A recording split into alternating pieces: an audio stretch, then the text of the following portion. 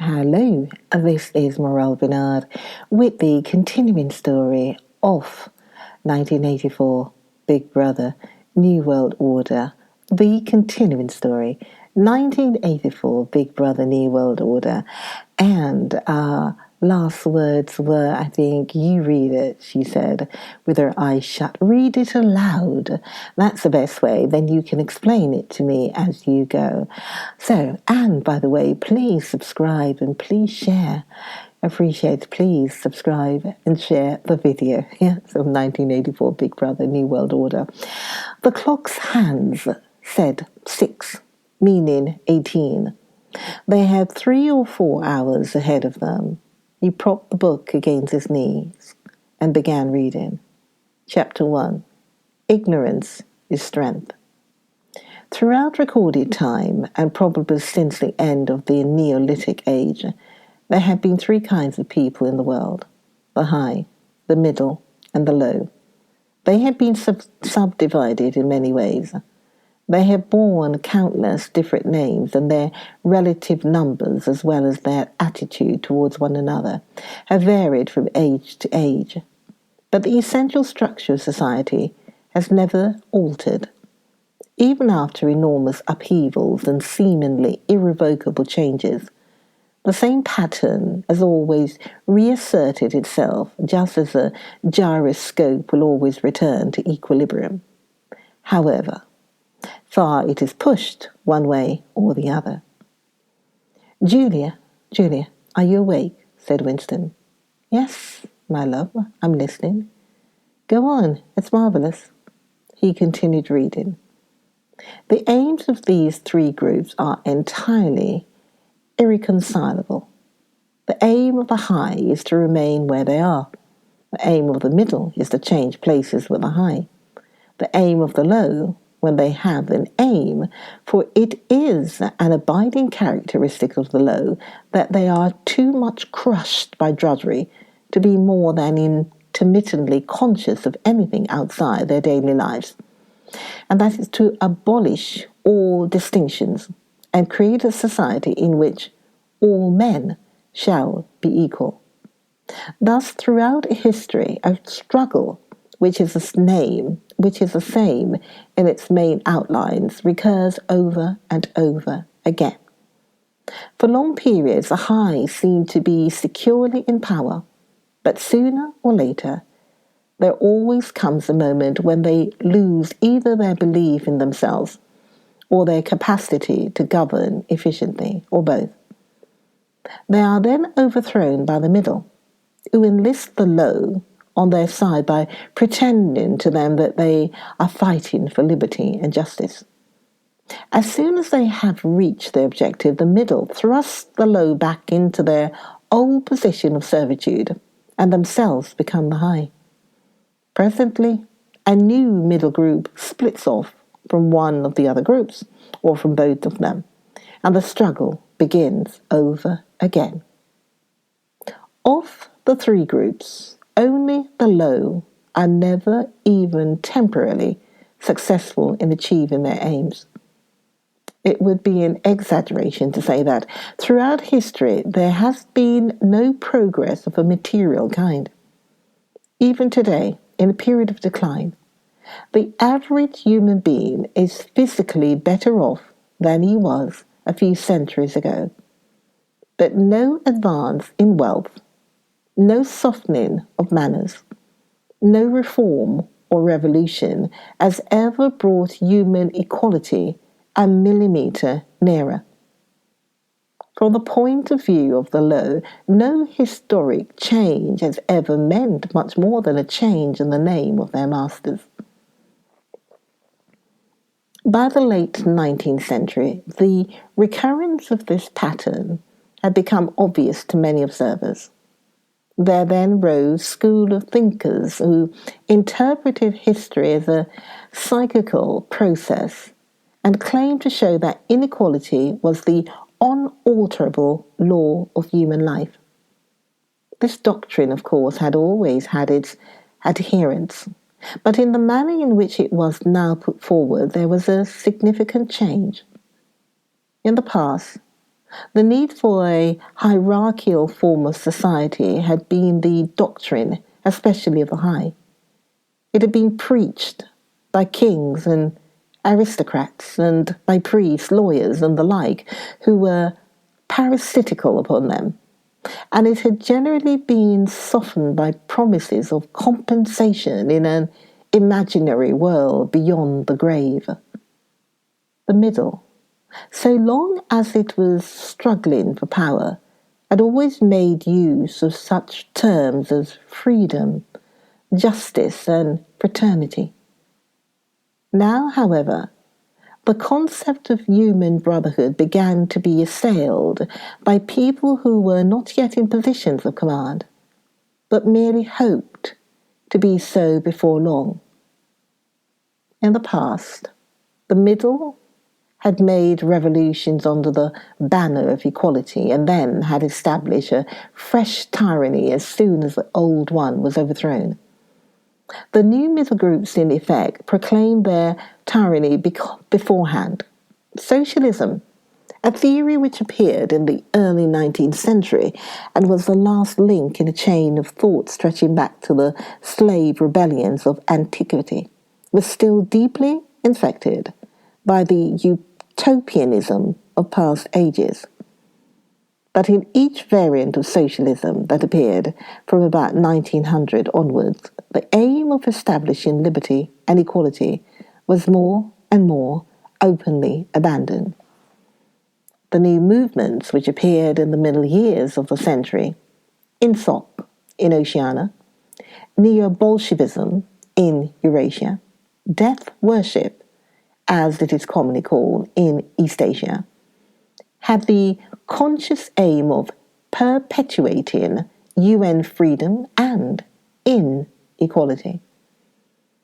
These new movements, of course, grew out of the old ones and tended to keep their names and pay lip service to their ideology.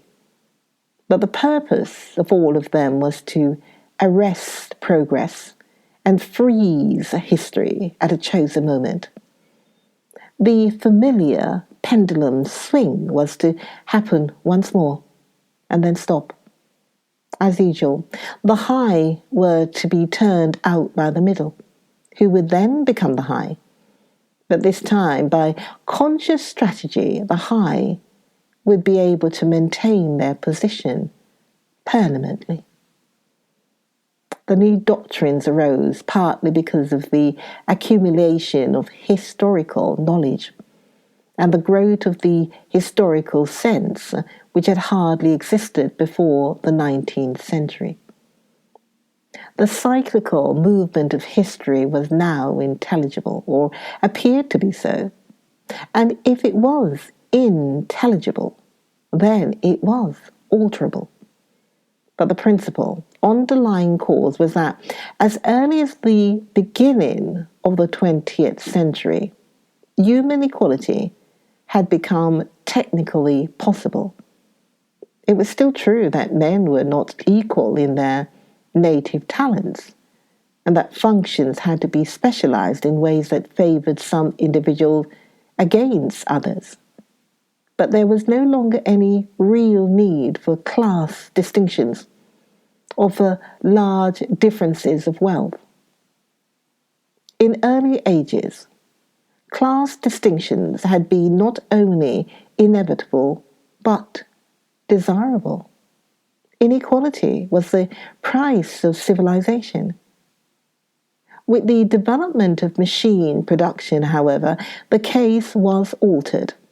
Even if it was still necessary for human beings to do different kinds of work, it was no longer necessary for them to live at different social or economic levels. Therefore, from the point of view of the new groups who were on the point of seizing power, human equality was no longer an ideal to be striven after, but a danger to be averted. In more primitive ages, when a just and peaceful society was in fact not possible, it had been fairly easy to believe it. The idea of an earthly paradise in which men should live together in a state of brotherhood, without laws and without brute labour, had haunted the human imagination for thousands of years. And this vision had had a certain hold even on the groups who actually profited by each historical change. The heirs of the French, English, and American revolutions had partly believed in their own phrases about the rights of man, freedom of speech, equality before the law, and the like, and have even allowed their conduct to be influenced by them to some extent. But by the fourth decade of the 20th century, all the main currents of political thoughts were authoritarian. The earthly paradise had been discredited at exactly the moment when it became realizable. Every new political theory, by whatever name it called itself, led back to hierarchy and regimentation. And in the general hardening of outlook that set in round about 1930, practices which had been long abandoned, in some cases for hundreds of years, imprisonment without trial, the use of war prisoners as slaves, public executions, torture to extract confessions, the use of hostages, and the deportation of whole populations, not only became common again, but were tolerated and even defended by people who considered themselves enlightened and progressive. It was only after a decade of national wars, civil wars, revolutions and counter-revolutions in all parts of the world that INSOC and its rivals emerged as fully worked out political theories. But they had been foreshadowed by the various systems, generally called totalitarian, which had appeared earlier in the century, and the main outlines of the world which would emerge from the prevailing chaos had long been obvious. What kind of people would control this world had been equally obvious.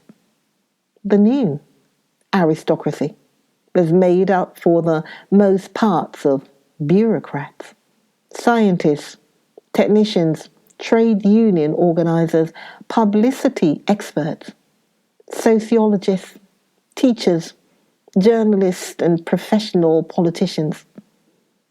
These people, whose origins lay in the salaried middle class and the upper grades of the working class, had been shaped and brought together by the barren world of monopoly industry and centralized government. As compared with their opposite numbers in past ages, they were less avarice, less tempted by luxury, hungrier for pure power, and above all, more conscious of what they were doing and more intent on crushing opposition. This last difference was cardinal. By comparison with that existing today, all the tyrannies of the past were half-hearted and inefficient. The ruling groups were always infected to some extent by liberal ideas and were content to leave loose ends everywhere, to regard only the overt act and to be uninterested in what their subjects were thinking. Even the Catholic Church of the Middle Ages was tolerant by modern standards. Part of the reason for this was that in the past, no government had the power to keep its citizens under constant surveillance. The invention of print, however, made it easier to manipulate public opinion, and the film and the radio carried the process further. With the development of television and the technical advance which made it possible to receive and transmit simultaneously on the same instrument, private life came to an end. Every citizen, or at least every citizen important enough to be worth watching, could be kept for 24 hours a day under the eyes of the police and in the sound of official propaganda, with all other channels of communication closed. The possibility of enforcing not only complete obedience to the will of the state, but complete uniformity of opinion on all subjects now existed for the first time. After the revolutionary period of the 50s and 60s, society regrouped itself, as always, into high, middle, and low. But the new high group, unlike all its forerunners, did not act upon instinct, but knew what was needed to safeguard its position. It had long been realized that the only secure basis for oligarchy is collectivism. Wealth and privilege are most easily defended when they are possessed jointly. The so-called abolition of private property, which took place in the middle years of the century, meant, in effect, the concentration of property in far fewer hands than before.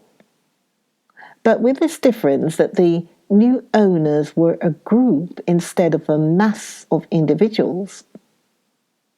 Individually, no member of the party owns anything except petty personal belongings. Collectively, the party owns everything in Oceania because it controls everything and disposes of the products as it thinks fit. In the early years following the revolution, it was able to step into this commanding position almost unopposed because the whole process was represented as an act of collectivization. It had always been assumed that if the capitalist class were expropriated, socialism must follow. And unquestionably, the capitalists had been expropriated. Factories, mines, land, houses, transport, everything had been taken away from them. And since these things were no longer private property, it followed that they must be public property. INSOC, which grew out of the earliest socialist movement and inherited its phraseology, has in fact carried out the main item in the socialist program, with the result foreseen and intended beforehand that economic inequality has been made permanent. But the problems of perpetuating a hierarchical society go deeper than this. There are only 4 ways in which a ruling group can call or fall from power. Either it is conquered from without, or it governs so inefficiently that the masses are stirred to revolt, or it allows a strong and discontented middle group to come into being, or it loses its own self-confidence and willingness to govern. These causes do not operate singly, and as a rule, all 4 of them are present in some degree. A ruling class which could guard against all of them would remain in power permanently. Ultimately, the determining factor is the mental attitude of the ruling class itself. After the middle of the present century, the first danger had in reality disappeared. Each of the 3 powers which now divide the world is, in fact, unconquerable and could only become conquerable through slow demographic changes which a government with wide powers can easily avert. The second danger also is only a theoretical one. The masses never revolt of their own accord, and they never revolt merely because they are oppressed. Indeed, so long as they are not permitted to have standards of comparison, they never even become aware that they are oppressed. The recurrent economic crises of past times were totally unnecessary and are not now permitted to happen, But other and equally large dislocations can and do happen without having political results, because there is no way in which discontent can become articulate. As for the problem of overproduction, which has been latent in our society since the development of machine technique, it is solved by the device of continuous warfare, which is also useful in keying up public morale to the necessary pitch. From the point of view of our present rulers, therefore, the only genuine dangers are the splitting off of a few group of able, underemployed, power-hungry people, and the growth of liberalism and skepticism in their own ranks. The problem, that is to say, is educational. It is a problem of continuously moulding the consciousness both of the directing group and of the larger executive group that lies immediately below it. The consciousness of the masses needs only to be influenced in a negative way. Right. Very maybe dry, very political, but it is 1984, Big Brother, New World Order, very academic side of this 1984 Big Brother, New World Order. Do join me for the next video. Do join me, and please subscribe and please share the next video of 1984 Big Brother, New World Order with me, Morel Benard. See you then.